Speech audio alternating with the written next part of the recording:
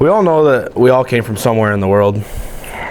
Before doing my personal interview with my mom, I knew that my dad's side of the family came from Ireland.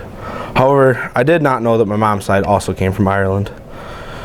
The last name Flynn in Ireland was often used as a nickname for someone who had a reddish complexion.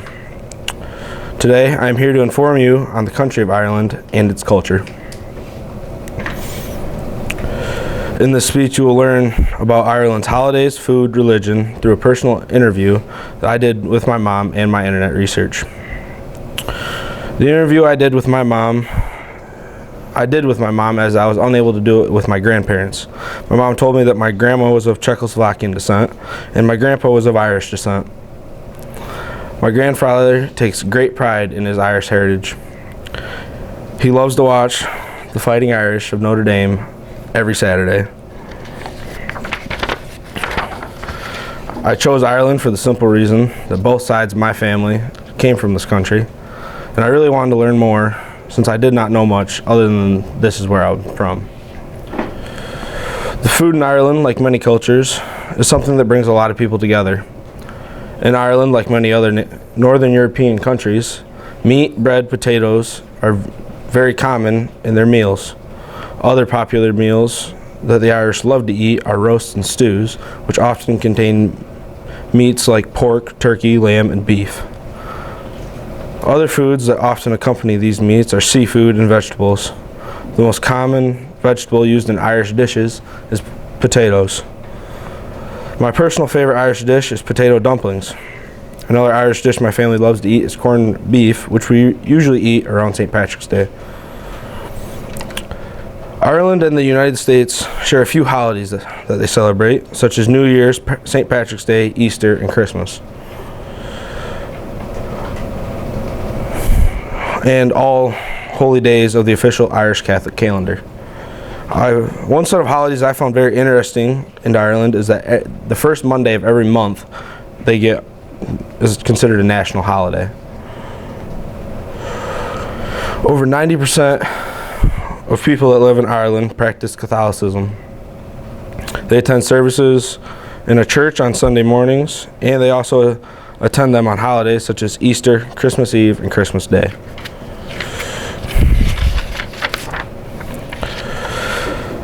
Today, I informed you about one of the countries that my family came from, Ireland. By using my personal interview, my personal research, I hope I taught you some of what Irish culture is like. Now you know Ireland's traditional foods, their holidays, and their religion that is mainly practiced there. I hope that by doing so, you will now have a greater knowledge of Ireland and their culture. I'm sure many of you have heard the story about the Mayflower and how it came from England to the New World, or what we now know as America. After conducting an interview with my grandfather, Donald Moore, I learned that not only did my family come from England, but I actually had an ancestor that rode on the Mayflower in its journey to the New World. Today I'll be informing you about the culture of England, and specifically the English food, religious beliefs, holiday, and the conflicts that they've had throughout their existence. To start, the English have many of the similar holidays that we do, like, for example, Christmas, Easter, also New Year's Eve and New Year's Day. They celebrate those on the same as us. Unlike us, they have a rather interesting holiday called Guy Fawkes Day. In this holiday, they light fireworks and they actually blow up little figurines of a person named Guy Fawkes. This is actually in celebration of something that didn't occur. There's a big plot to blow up one of the monarchies in England, and it was stopped, and they celebrate this every year because it would have been a big catastrophe, and England probably wouldn't be a country that it is right now without this. They also celebrate a day called Remembrance Day. This is like our Veterans Day. They'll celebrate their war heroes, veterans, all that. Next, the English religious belief. A majority of the people in England are Protestant, so they follow Christianity. There are all the, like a big diversity of the other religions in the world in England, but the most popular one is Christianity. Many monuments in England actually have a religious nature. Stonehenge, for example, has a lot of religious backgrounds in England, along with Westminster Abbey and St. Paul's Cathedral. When I conducted my interview with my grandpa, he seemed to have like a reoccurring statement, and it was always about Sundays. They would always have an English dish called Yorkshire pudding. Oddly enough, it's not actually pudding. It's more of like a pancake batter around a roast, usually mutton, and then it's usually doused in gravy. This is a pretty common English dish. Again, like I said, they'd have it every Sunday. This recipe dates back to about the 1700s. I found this on spruceheats.com. The pudding actually survives through like all the wars of the 20th century. It was a popular dish because it was a very cheap dish. A lot of people could afford to make it because there was a lot of tough times in England throughout the history of it. On top of that, England had a lot of wars. There's the English Civil War, which is one of the first wars in England. It was between what we know as Wales, England, and Ireland, or Scotland, not Ireland. These three countries fought each other for control of the UK. England ended up winning, and they combined their countries with Wales.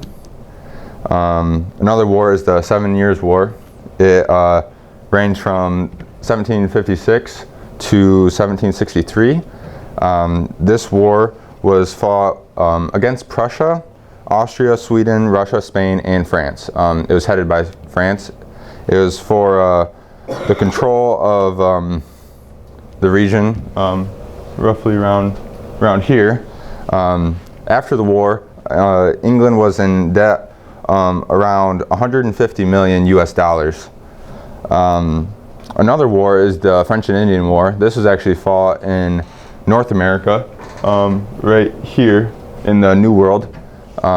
This was between the French and the English and their colonists. This was for control over the colonies.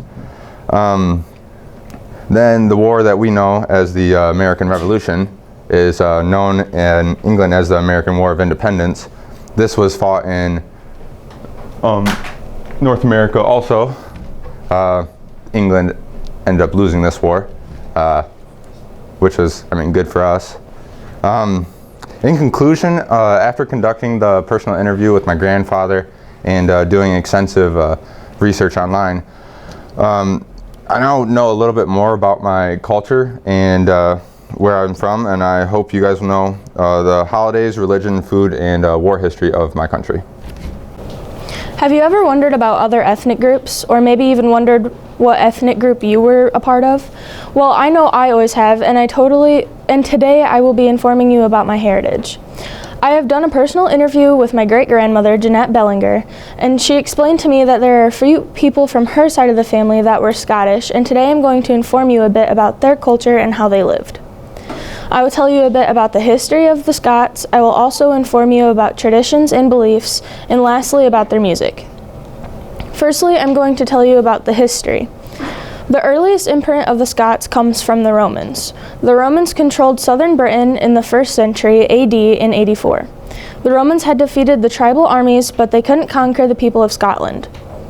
There were Norman invaders in France in 1066, and then they gained control over England. The English continuously tried to take over the Scots, but the Scots became allies with England's enemy, France. Next, I will tell you a little bit about some traditions and beliefs. There is something called the chivalry. It's a type of dance that a man would do to serenade his bride, but outside of her window. Because of this dance and other types of dances, we have taken the general idea from them, and today we have created dances something like that. Some examples are the Texas two-step and boot scooting. Another thing, Scots really enjoy big gatherings. One of the gatherings that everyculture.com points out is Gathering of the Clans. This is where they celebrate their heritage, and it for sure offers opportunities to meet others.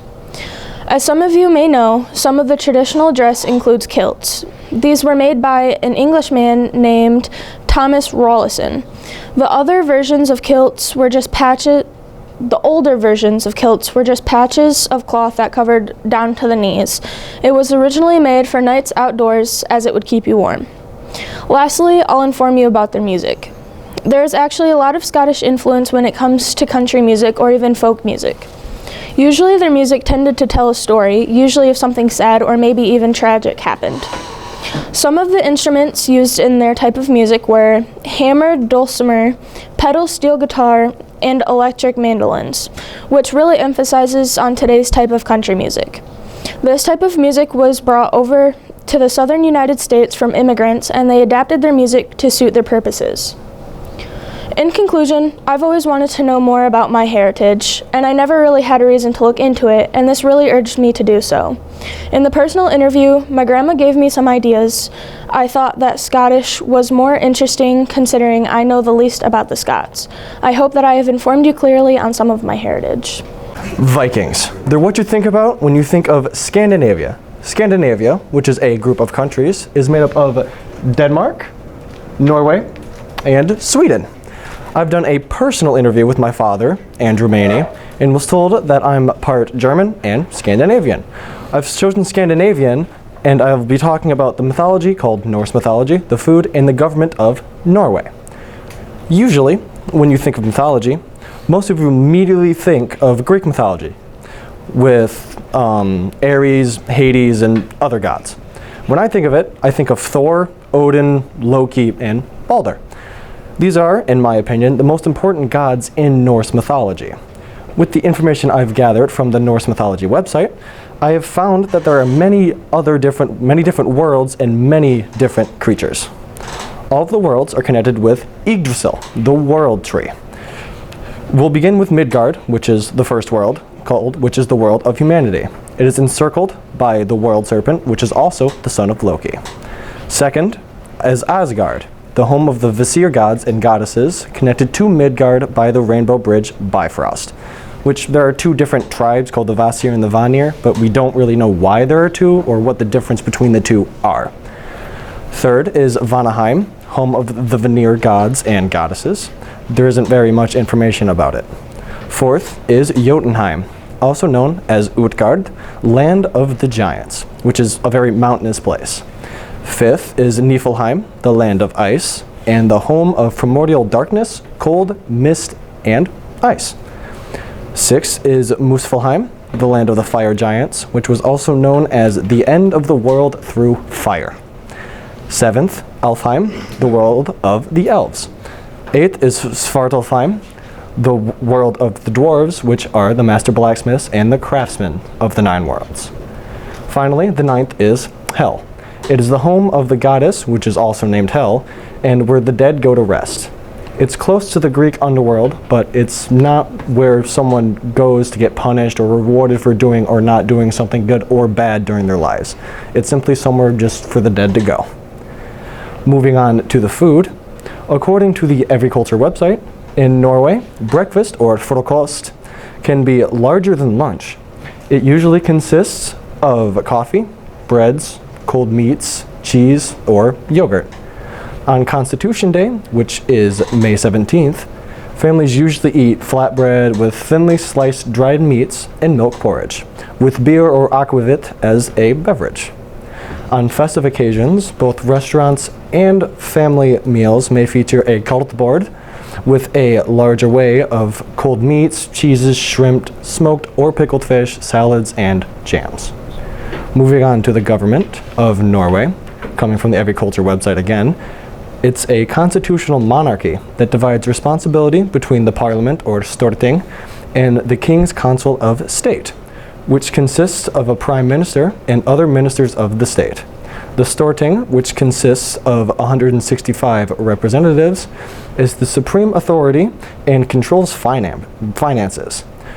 Representatives are elected by direct vote for a 4-year term, and 1/4 of the representatives serve in the upper chamber or Lagting, and the rest from the lower chamber, Ultesting.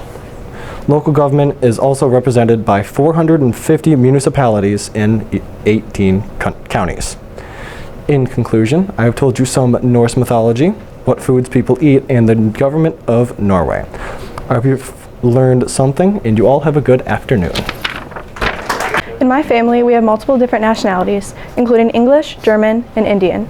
For this speech, I decided to pick German because my dad's side of the family is over 50%. I interviewed my dad, Richard Ackles, and my grandma, Betty Ackles, to learn more about the cultural background and my family heritage. Germany is located in north-central Europe. It shares boundaries with 9 other countries: Denmark, Poland, the Czech Republic, Austria, Switzerland, France, Luxembourg, Belgium, and the Netherlands. The population of Germany is distributed into units. There are only 3 cities with a population of over 1 million, and those are Berlin, Hamburg, and Munich. Germany is at the center of Europe, not only geographically, but also in terms of politics and economics.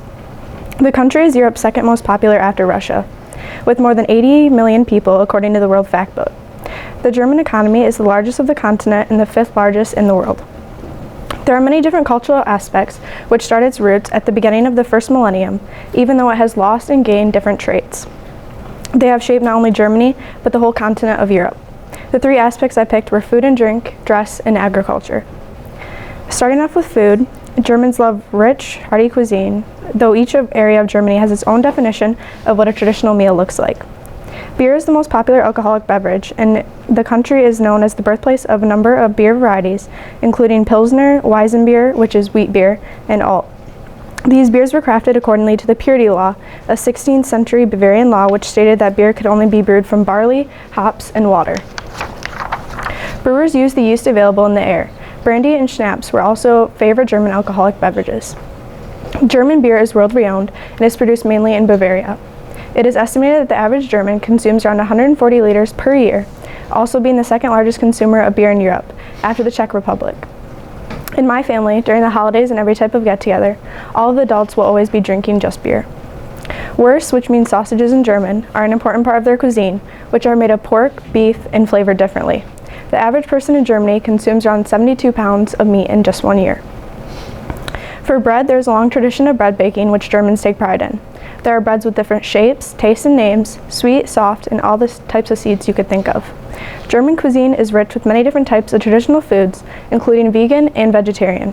Even if you are a picky eater, you will always have lots of choices on what to eat or drink in Germany. Now moving on to dress. All the European countries have their own special style, customs, and clothing. German clothing offers options for both men and women, ranging from highly traditional to modern and stylish. German clothing options are quite popular and have become a symbol for the nation around the world as well. Due to Germany's atmosphere and cultural heritage, most clothing is relaxed and open-minded. Women are typically in appropriate dresses or full skirts, blouses, and an apron. Trousers along with buttoned-up shirts are very common for the working class and men. While interviewing my grandma, she explained to me that when she was my age, how everyone dressed different from today. She said khakis were worn and not jeans. All clothing was more modest and simple compared to today. When interviewing my dad, he said nice clothes were only worn in important things, not just everyday places. Even though neither of their clothing worn was similar to the Germans, they still were different aspects that have changed compared to today. And lastly, agriculture is important to every country for food security and providing jobs. In 1997, Germany's farming exports had a total worth of $42 billion. It immensely rose to $72 billion, making Germany the world's largest importer of farm products. On Nations Encyclopedia, it states that over 80% of Germany's land is used for agriculture and forestry. The flat terrains in the northern and eastern portions of Germany is known to be where cereal and sugar beets are grown. On more of the hill terrain, farmers produce vegetables, pork, and beef. Fruit orchards and vegetable farms surround almost all of the large cities. Both my dad and grandma during their interview told me that agriculture has been important in both of our lives growing up. It was the way people got their food back then. Everyone had their own garden, and that's the type of food we looked forward to the most, the food we grew or raised. In conclusion, the nation with such a rich history, some of which are the darkest known to mankind, the people of Germany still find a way to re-emerge as one of today's great economic leaders. The culture of World War II being the most influential. The war split the nation in two, controlled by two separate nations with opposite mindsets. The nations, decades later, reunified. Through all of this, the German people in recent years began to find the nation's identity and find their pride in the nation while they let go of the past. Altogether, after interviewing some of my family and researching this country, I am glad I got to learn more about my family's cultural background, and I also hope you may now know something about Germany that you didn't know before this speech. So most of us have wondered about our heritage and what our ancestors were like, and some of us might not have even known much about our grandparents or great-grandparents. I've known about the different nationalities in my family and all the different places they're from for a while now. My dad is of British nationality, my paternal grandma is of Spanish nationality, and my paternal grandpa is of Peruvian nationality. Knowing all of this, I have chosen to speak about the British nationality and more focusing on London, which is where my dad is from. I will go into detail about background information of my family, different events, teen living, and holidays. Going into the background, my dad was born and raised in London, but he came over to the United States when he was 21 to get married to my mom. He is of Spanish and Peruvian descent and can speak both Spanish and English. My grandpa was born and raised in Peru for quite some time, but his family ended up moving to the United States in the New Jersey, New York area while he went to London. My grandma was born and raised in Spain for most of her life, but she met my grandpa in London and decided to get a house both there and in Spain, living in both places throughout the year. Going into events, the Notting Hill Carnival is a very popular one in London. It celebrates the Afro-Caribbean culture, and according to carnivaland.net, there was 2.5 million attendees this year, and it was held on August 25th and 26th. The carnival shows the unity and cultural diversity in London, and it welcomes people from all over the world. Going into teen living, living in London as a teen might seem pretty cool, and it honestly really is. According to my dad, in the heart of London, you will find many shops, varieties of restaurants, and several touristy places. Teens in London never run out of things to do and places to go. My father told me that when he was a teen, there was never a time where he and his friends couldn't find something to do. He also said that there was always a new restaurant to try, always things stocked up in stores, and that you can't get bored with things that are around you. For transportation, many teens use the Tube, which is an underground train, and you can get prepaid Oyster cards like such that you just put money on and then you swipe it every time that you want to use the underground. The O2 Arena is also another place that you can probably find many teens at. It's a huge concert venue, and it has held concerts for many world famous musicians such as Metallica, Ozzy Osbourne, and Guns N' Roses. For the schooling aspect, my dad went to normal grade school and high school, which most kids did, which started at 8:30 a.m. and ended at 4:30 p.m. My dad and other kids of Spanish-speaking families chose to go to a Spanish school after normal school, which would go from 5:30 p.m. to 7:30 p.m. Moving on to holidays, Boxing Day is a big holiday in London. It's on the 26th of December, which is right after Christmas, and is a national holiday in the UK. Boxing Day is typically when friends and family get together, the ones that aren't seen on Christmas Day, and they do fun activities together. Boxing Day has also recently become a very heavy shopping day in London, where instead of putting items on sale at the start of January, they put them on sale on Boxing Day. In conclusion, having family in London, Peru, and Spain is amazing, and it's wonderful to see all the different things that my family members do and celebrate. The British culture is fascinating, and I'm glad I got to talk to my dad and grandparents about it more, and I'm glad that I was able to share it with all of you. Okay, so according to my cousin who lives in Hamburg, Germany, We are pretty German, and we originate from, like, our roots are from Hamburg and surrounding areas. So some introduction to Germany's are that it comes from the Latin word Germania. It is located in North Central America. It shares boundaries with Denmark, Poland, the Czech Republic, Austria, Switzerland, France, Luxembourg, Belgium, and France. Oh, I said France already. Germany is the 7th largest country in Europe. Some cities in Germany are, well, my family's from Hamburg, and Hamburg is the 2nd largest city in Germany after Berlin. Berlin is pretty big. For instance, it is 9 times the size of Paris. Germany's capital has shifted 7 different times. So some food and drinks in Germany are, they love rich and hearty foods. Pork is the most consumed meat there. I'm gonna try to pronounce this. Schweinshax. It's a braised pork brock, and Saumagen, which is pork stomach, are a couple of traditional pork meals. Beer is the most popular alcoholic beverage.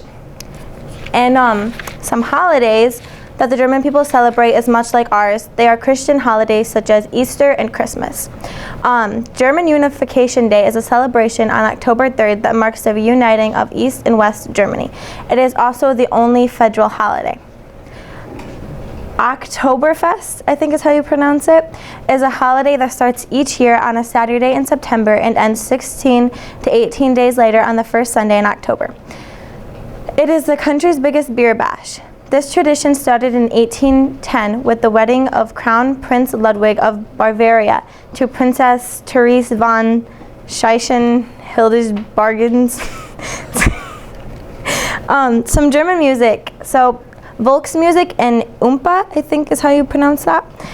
Music are 2 traditional music genres in Germany. Oompa is played by brass bands, and then Volksmusik is usually played with simple instruments like the harmonica and the guitar. Germany is a very unique country that sticks to its traditions. Like I said before, many Germans love pork and beer. That's like their thing. All of the countries surrounding Germany has shaped what it is known for today. So it's basically just like a bunch of different countries and cultures mixed into one. That's kind of like what founded it. And like I said, my family is from Hamburg, Germany. My cousin actually said during World War II, we had some family on the German side, like fighting for Nazis, and then we had some that were actually fighting in America. So I thought that that was pretty cool. Yep, that's it. All right, so this last weekend, I called and interviewed my grandmother, Jody Wagger. She told me a lot of things, such as me being Scottish and Irish, but my interest mostly lies in being Irish. Today I'm going to be discussing Irish dishes, industries, and legends, and telling them all to you guys. So, for the Irish dishes, a lot of food is eaten, like specifically potatoes and pork, like champ, mashed potatoes, scallions, and buttermilk. Colcanon, which is mashed potatoes, kale, cabbage, and butter. Shepherd's pie, or cottage pie, which is mashed potatoes, minced lamb or beef, and veggies. Another dish is bacon and cabbage, which is exactly as it sounds, bacon and cabbage. And another is coddle, which is pork sausage, black bacon, and potatoes. Another thing I want to discuss today is industry. You may see a lot of pork and potatoes on the actual food list, but really that's not that big of an industry in Ireland. The potato famine kind of killed off a lot of that, and the beef industry was never really that big to begin with. Mining in Ireland is actually a very, very large sum of their economic value. They have 2 zinc fields alone that have 20 billion cubic meters of zinc, and they mine that up and ship it off. Another industry is fishing. While this industry used to be very, very large, the country overfished the cod to the point of extinction, and now a lot of their economic value towards fishing is towards fisheries. Now on to legends and folklore. Ireland is a very, very rich place in legends and folklore, and they have a lot of very different things to us. like at one point they thought fairies were gods. Fairies are their homes are in like trees and forests and such. You can't tamper with the trees because the fairies will take it as a threat, and this could lead to sickness, misfortune, and even death. And now, Ansolio. The Ansolio is like the manifestation of spirits to them. Specifically spirits like the banshees, and it typically happens on Halloween, which is where a lot of our traditions of Halloween came from. Another entity that they used to believe in, not really anymore, but is the banshee. It's considered to be a female entity that follows and is concerned with the male of the family. She wishes good faith upon his fortune, but it's not really known if they're good or bad yet. That's a lot of where I came from. Ireland is a very important place to me because it is my culture. Thank you for listening, and I hope you learned something today. So this weekend, I asked my grandma Rosemary Huska, what is our family's nationality and what is our family's background? I'm going to tell you some traditions of my Czech heritage. According to my grandma, my family and I are Czechoslovakian. My grandparents' parents, Tony and Rose Fabus, are also Czechoslovakian because their parents came over from Czechoslovakia to what is now known as the Czech Republic in 1894. One of the traditions me and my family celebrate is the making of all of the Czech Christmas goodies. For example, cream horns. One of the most popular Czech desserts, according to my grandparents, who tell me that every year it's tradition that me and my family make cream horns. One of the most popular Czech holidays is Easter. I wish my family and I celebrated Easter this way, but we don't. The way it is celebrated in the Czech heritage is you would hand paint and decorate, fake eggs and give them to family members who you don't see very often. I personally have received one of these eggs, and it was given to me last year by a very close friend of mine, and it always reminds me of our heritage and how grateful I am to be Czech. But being Czech also has its perks. One tradition that our community comes together to celebrate every year is the Czech Harvest Festival, which is celebrated on the very first Sunday of August every year. This day commemorates our Czech and Slovak ancestors who brought this heritage over to America and shared it with all of us. We also dress up in our Czech dress clothes that are known as kroj. They are red, white, pink, and a little of every color that you can think of, but mostly red and white. Me, my grandmother, and my mother attend this event every year and haven't missed it for the last 3 years. I, along with other fellow accordion players, come together and play your favorite Czech polkas and waltzes all day long till the sun goes down. The most important part of this event is the dancing. You have young adults and kids of all ages that come together and dance the old Czech dances that were created before all of us were even born. And it's a very fun afternoon of music and fellowship among family and friends, according to Director Diane Bradley, who has been in charge of this program for the last 35 years. In conclusion, today I talked about my Czech heritage and how much it means to me and my family and all the traditions that we celebrate and what our community does to keep this heritage that is so near and dear to so many people alive, and to ensure that this tradition is carried on for many years to come.